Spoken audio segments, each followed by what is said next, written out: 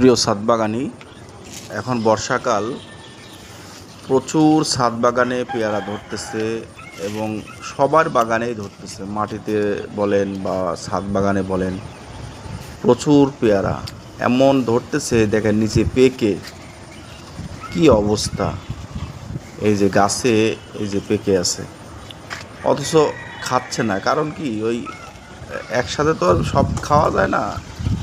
এখন ওই চাহিদা পুরো হয়ে গেছে খাইতে খাইতে।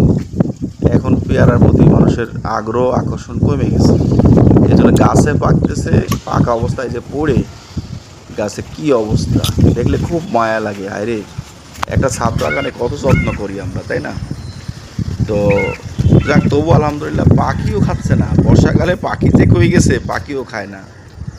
তারপরও চেষ্টা করতেছি কিছু ছিঁড়ে ছিঁড়ে ওই বিল্ডিংয়ের পাশে রাস্তা আছে, রাস্তার পাশে ওখানে রেখে দিই, যে যায় সে এখান থেকে নিয়ে খাচ্ছে। তো আমরা পাড়ারও সময় ওইভাবে পাই না, বিধায় অনেক নষ্ট হচ্ছে। ভিতরে দেখেন কত সুন্দর লাল, এই পেয়ারাগুলো থাই ভ্যারাইটি, এগুলো কিন্তু ভিতরে পোকা হয় না। দেখেন খেয়াল করে পেকে গেছে, অথচ কোনো পোকা নাই, ফ্রেশ একদম, খুব মিষ্টি, বিসিও কম, এবং বিসি কয়েকটা আছে কিন্তু ওগুলো নরম বিসি। এটা থাই একটা ভ্যারাইটি, খুব মিষ্টি। তো এবং পাকার পরও পোকা আসে নাই।